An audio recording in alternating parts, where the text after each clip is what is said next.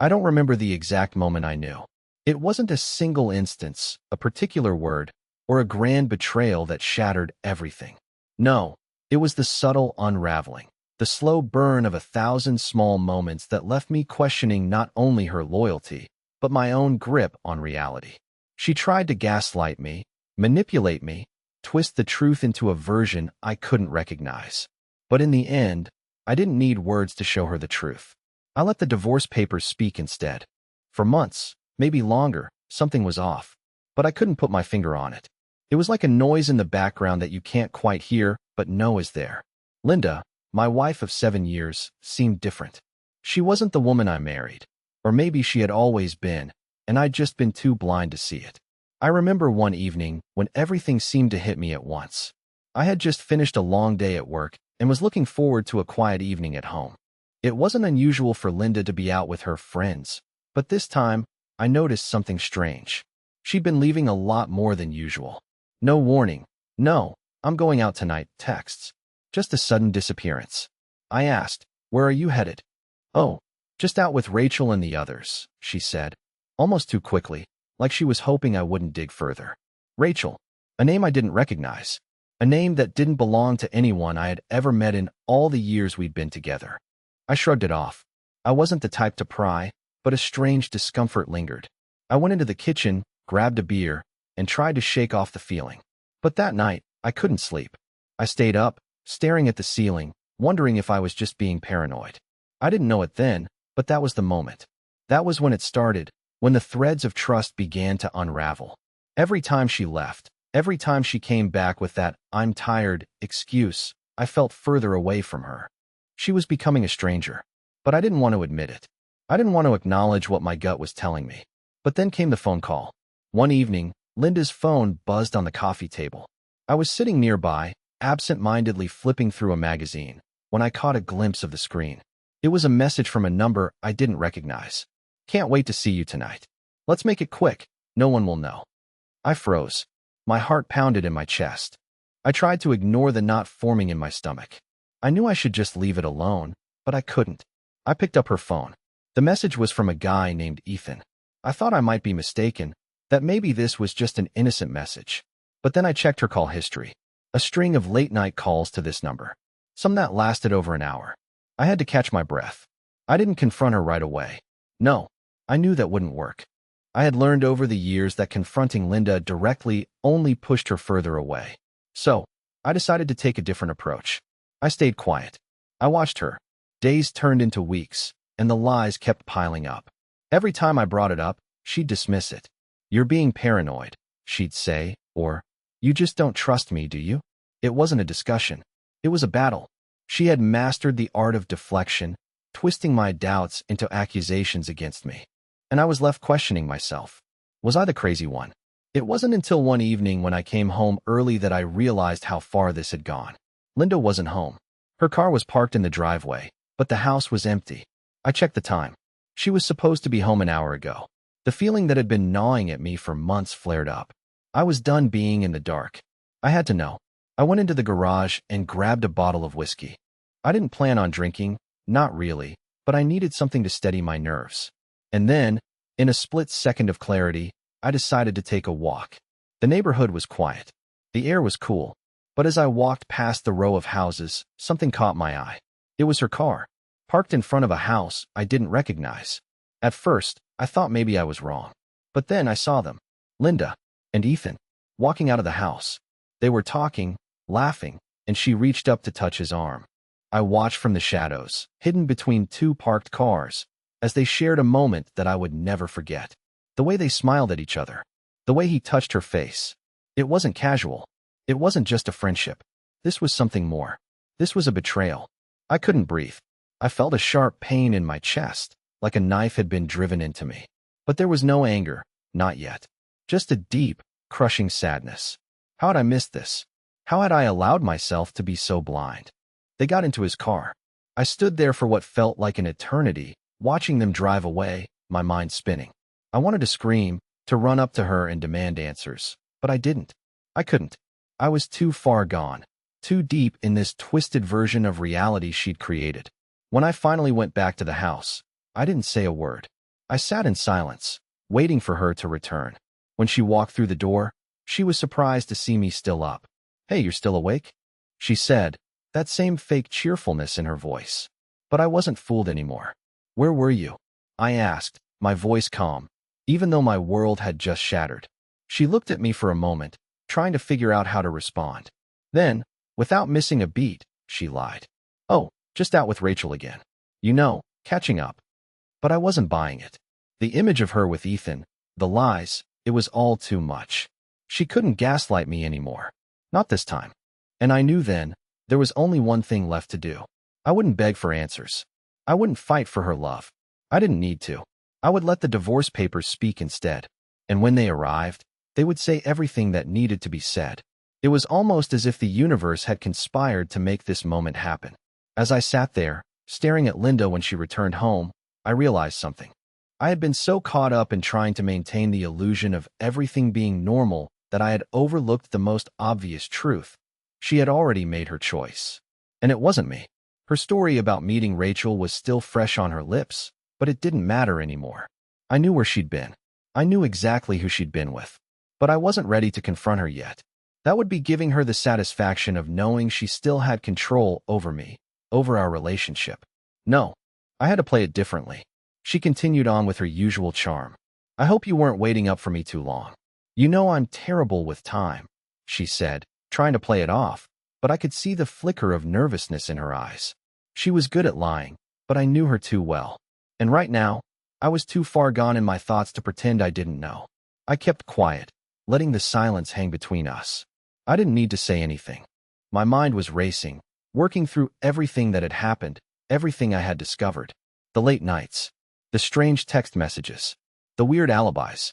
And now, seeing her with Ethan, there was no denying the truth. She was having an affair. But the real question was, why? That night, I barely slept. It felt like my body had been taken over by a cold, heavy weight that I couldn't shake. I kept replaying the scene in my mind. The way Ethan looked at her, the way she laughed with him. It was all too familiar, too intimate. It wasn't just some casual fling. It was a full-on betrayal. And the more I thought about it, the angrier I became. The next morning, she acted like nothing had happened. She walked into the kitchen, humming to herself, making her usual cup of coffee. If I didn't know better, I would have thought everything was fine. But I wasn't going to play that game anymore. The emotional toll of keeping up with her lies had drained me. I had nothing left to give. I watched her as she went about her routine, completely unaware of the storm brewing inside me. It felt like I was in two realities at once. The one where she was the woman I had married, and the one where she was a stranger, someone I didn't recognize anymore. I had to make a decision. I could confront her and let her try to manipulate her way out of it, like she always did. Or I could take control of the situation and end it once and for all.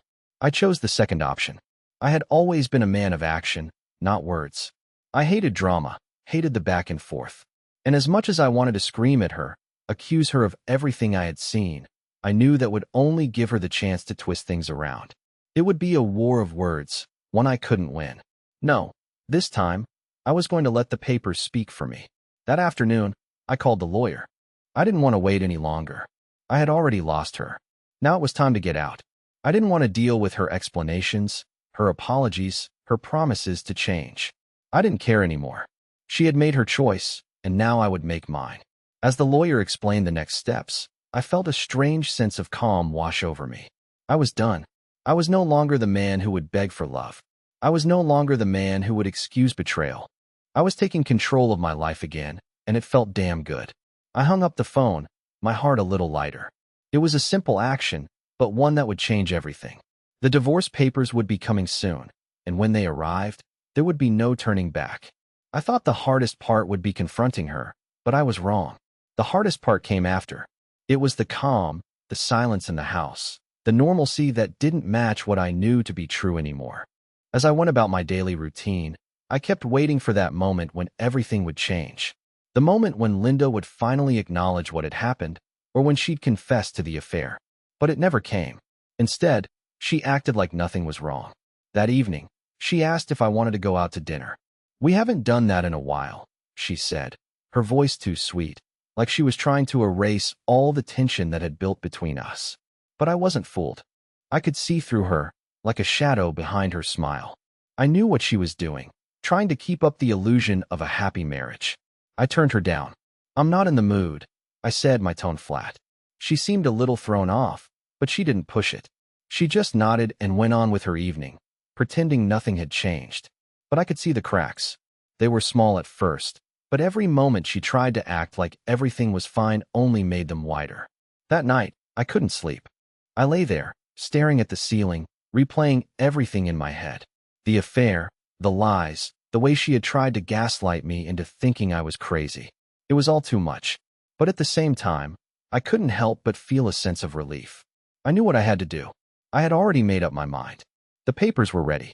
I didn't feel angry anymore, not in the way I thought I would. I wasn't consumed by rage. I just felt done. It wasn't even about her anymore. It was about me, about reclaiming my life. The last few years had been a slow erosion of trust, and I was done pretending I could patch it back together. The woman I had loved was gone.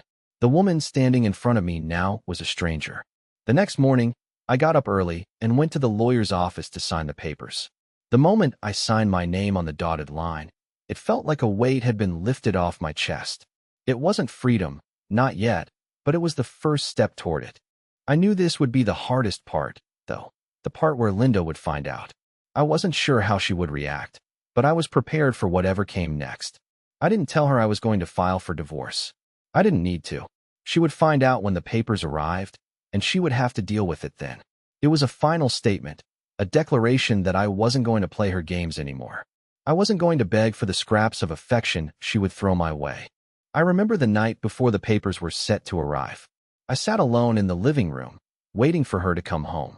I couldn't stop thinking about everything that had led up to this point. The small lies, the secrets, the betrayal. I kept telling myself that I wasn't doing this out of spite, but out of necessity. She came in around 9 p.m., just as usual. She walked through the door with that fake smile, like everything was okay, and maybe for a moment, I almost wished it was. I wished I could go back to the time when I believed in US, before the lies had piled up. But I couldn't. And deep down, I knew that she couldn't either. She looked at me, a little surprised that I was still awake. "You're still up?" she asked, setting her purse down on the counter. "Yeah, I've been thinking," I said. My voice was steady, almost too steady. "About what?" she asked as she walked toward the kitchen. "About us," I replied, watching her closely. "About everything." She paused, glancing at me, her face tightening for a second before she forced a smile. "Everything's fine, right? You're not still upset about the other night, are you?" I shook my head, a faint smile tugging at my lips. "No, everything's fine." But it wasn't fine. It would never be fine again. I could see her relax, and I knew she was relieved. But I wasn't playing her game anymore. The silence in the room stretched on, thick with unspoken truths. She would never know the weight of the decision I had just made until the papers arrived, and when they did, it would hit her like a ton of bricks. That night, I went to bed earlier than usual. I didn't stay up waiting for her to make a move, to admit anything. I didn't need to. I had already made my choice, and tomorrow would be the beginning of the end. The day the divorce papers arrived, I had this strange calm. I'd been expecting the chaos, the fights, the accusations. But when the envelope came, I just felt nothing. No fear, no excitement, just the cold, hard reality of what had to happen. I opened it slowly, as if letting the truth sink in, and there they were. The papers that would change everything. I didn't immediately tell Linda. I wanted to see how long it would take for her to notice something was off. She came home as usual, chatting about her day, her voice light and casual, the way she always did when she thought nothing was wrong. She didn't see the papers at first, lying on the kitchen counter. "Dinner?" she asked, looking up from her phone. "You're not cooking tonight?" I shook my head. "I'm not hungry." Her brow furrowed, but she didn't press it. She never did. That was one of the things I used to love about her. How she gave space when it was needed. Now, I hated how it made her oblivious. Like a part of her had already checked out of this marriage without me even realizing. I watched her as she moved around the house, but something had shifted. There was a distance between us now, a chasm that hadn't been there before. I could see the cracks in her veneer of happiness. She was nervous, jittery, like she knew something was about to happen but couldn't figure out what. Eventually, her eyes landed on the papers. She froze, her hand still gripping the counter where the envelope lay. The air seemed to hold its breath. It felt like time slowed down, and in that moment, I saw it. The facade of calm slipped, just for a second, before she recovered. "What's this?" she asked, her voice thin, shaky. I didn't answer immediately. I wanted her to speak first, to show me what kind of woman she was now. "Those are the divorce papers," I said, finally meeting her gaze. For a second, I thought I saw anger flash in her eyes, but it was gone so quickly, replaced by something else. A mixture of confusion and disbelief. You're serious?" she whispered, as if she couldn't wrap her mind around it. I nodded. "I'm done, Linda. This has been over for a long time." The silence between us grew thick, suffocating. She opened her mouth to say something, but I raised my hand, stopping her. "I'm not doing this anymore. I'm not going to keep pretending that everything's fine when it isn't. The lies, the secrets, the gaslighting. I'm done." Her face changed in an instant. The mask fell. Her eyes went cold, calculating, and I could see her quickly reassessing the situation. This wasn't how she had imagined it.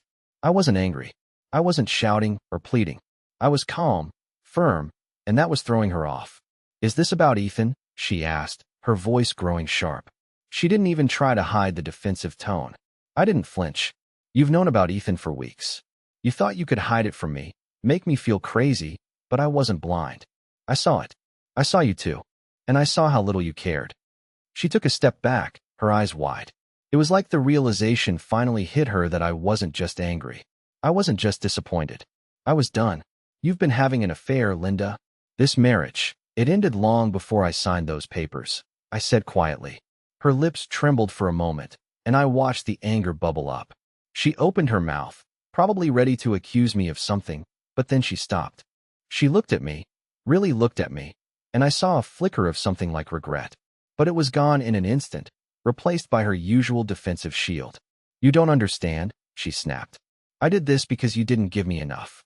You were so wrapped up in your own world, your work, your routine. I needed someone who actually paid attention to me." The words stung, but I didn't let it show. "No, Linda.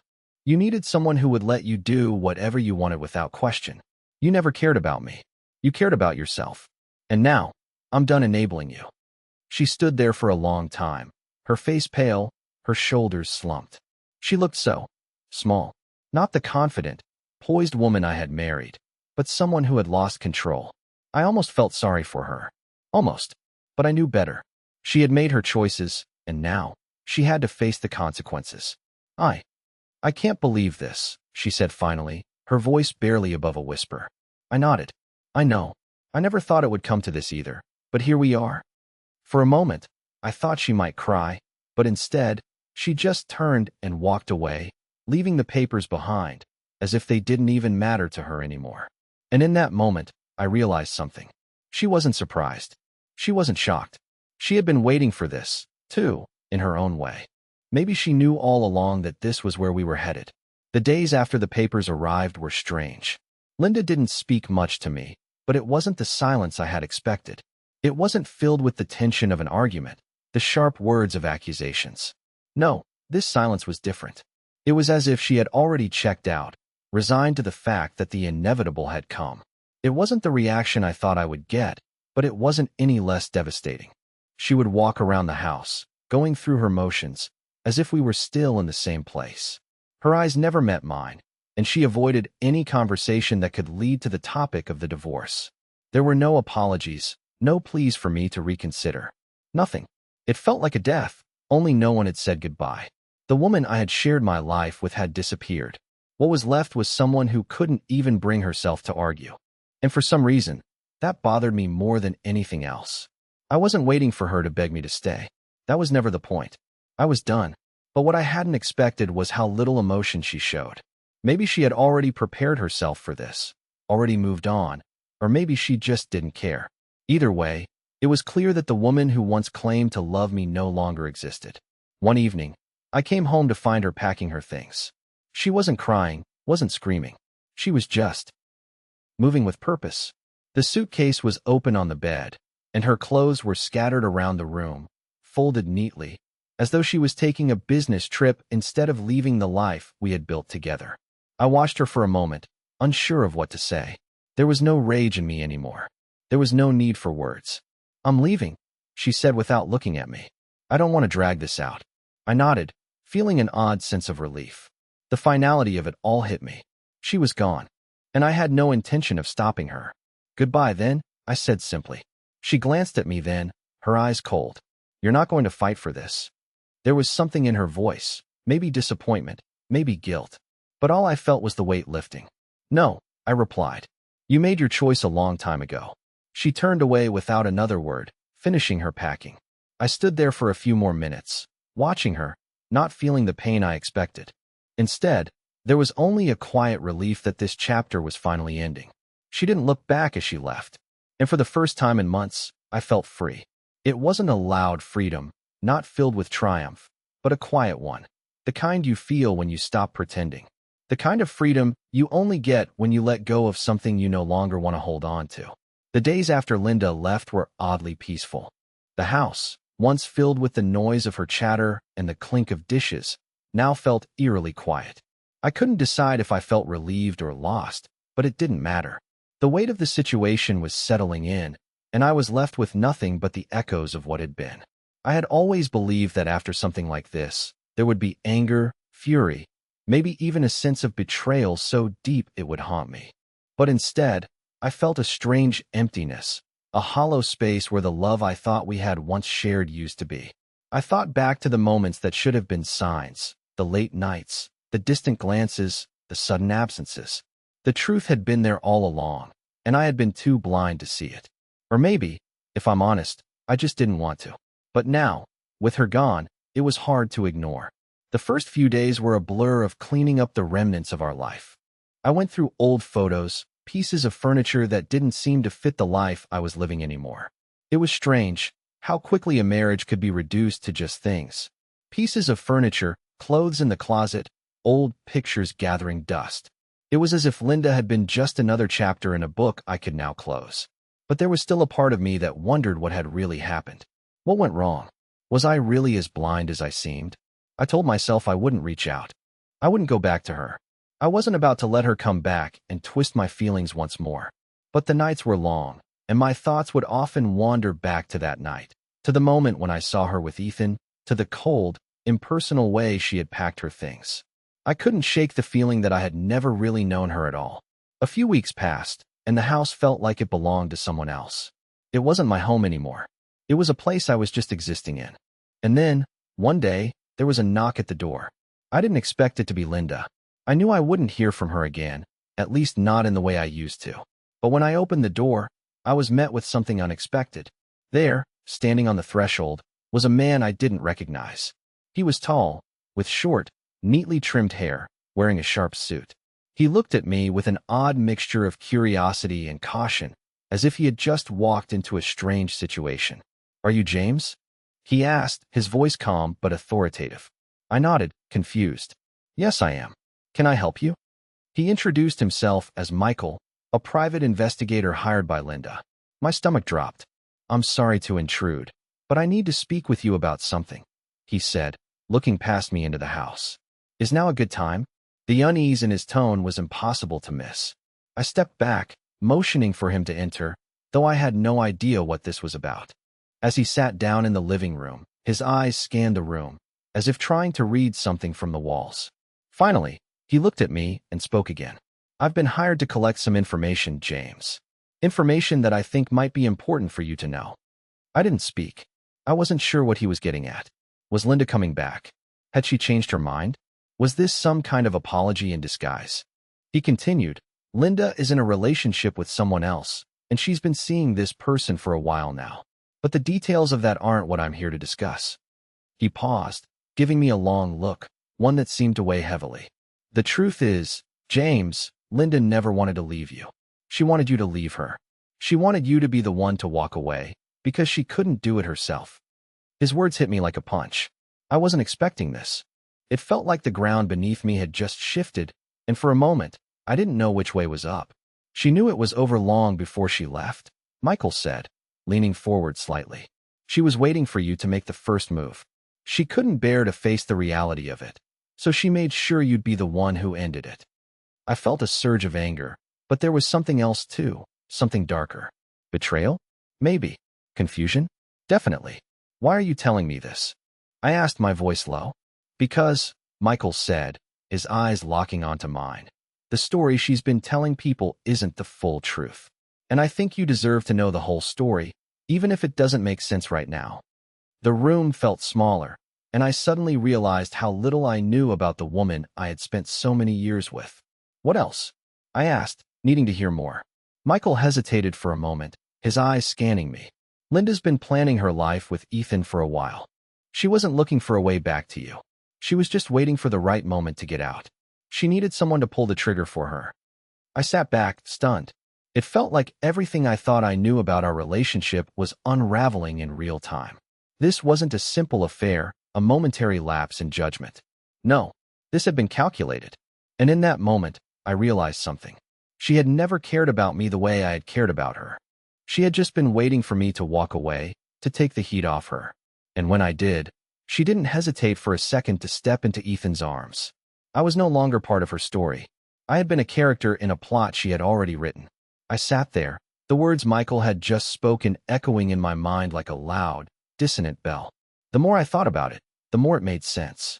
The way Linda had distanced herself over time, the secretive behavior, the coldness that had settled between us. It had all been part of her plan. But why? I had spent so long trying to put the pieces together, trying to figure out what went wrong, why she had betrayed me. And now, here was Michael, a stranger, telling me it was never about me at all. Linda had never wanted to fix things. She had just been waiting for me to end it. I wasn't sure how to feel. Part of me was furious, part of me was heartbroken. But most of all, I felt embarrassed. I had been so caught up in trying to save something that was never meant to be saved. I had believed in her, in us, when all along, she had already made her decision. Michael noticed the shift in my demeanor. I know this is a lot to take in, he said, his voice sympathetic but firm. But I thought you should know the truth. I nodded, though it felt like my world was crashing down around me. So what now? I asked, my voice thick with emotion. What do I do with this? Nothing, really, Michael replied, standing up. You've already done everything you needed to do. The divorce papers were the final act. Now, it's up to you how you move on from here. As he walked toward the door, I couldn't shake the feeling that this was the last time I would ever hear from him. He was just a messenger, delivering the final chapter of a story I hadn't even realized I was part of.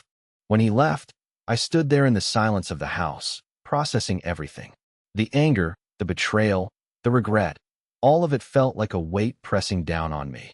But somehow, I felt a strange sense of relief as well. I knew the truth now. There was no more guessing, no more wondering. Linda had made her choice, and I was no longer the one holding on to a lost cause. The woman I thought I knew, the woman I thought I loved, had been playing me for years. And now, it was over. For the first time in a long while, I felt like I could breathe again. There was no more waiting, no more hoping for a reconciliation that would never come. The door was closed, and I was ready to move on.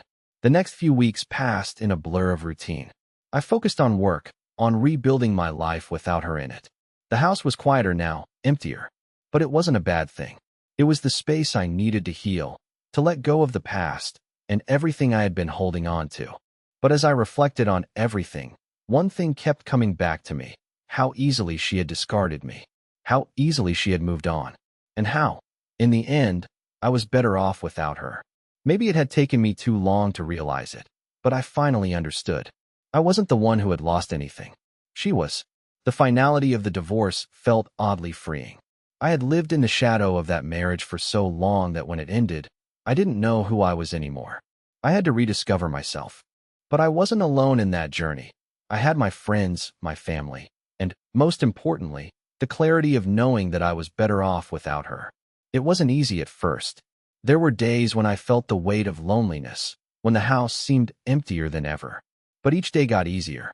I started focusing on things I had long forgotten: my hobbies, my fitness, and most importantly, my career.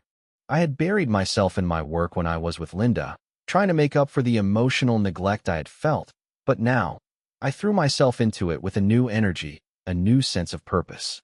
Months passed, and the bitterness that had once consumed me started to fade. I was healing, and somewhere along the way, I realized I had a power I hadn't fully understood until then.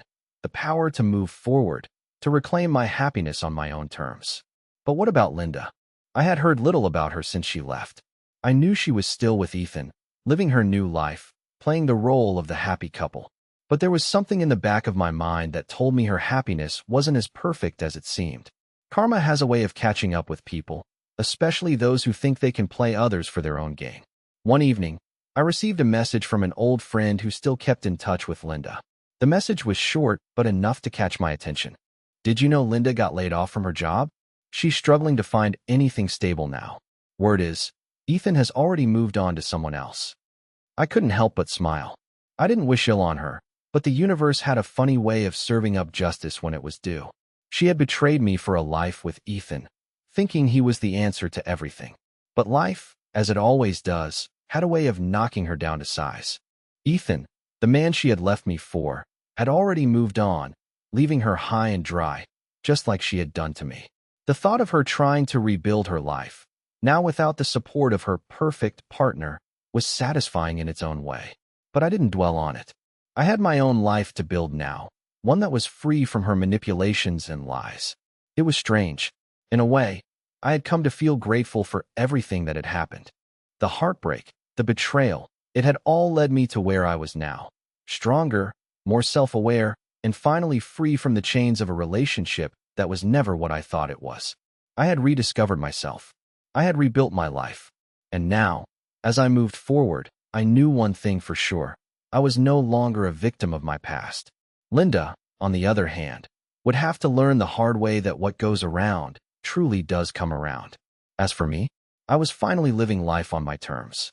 And that was all I needed.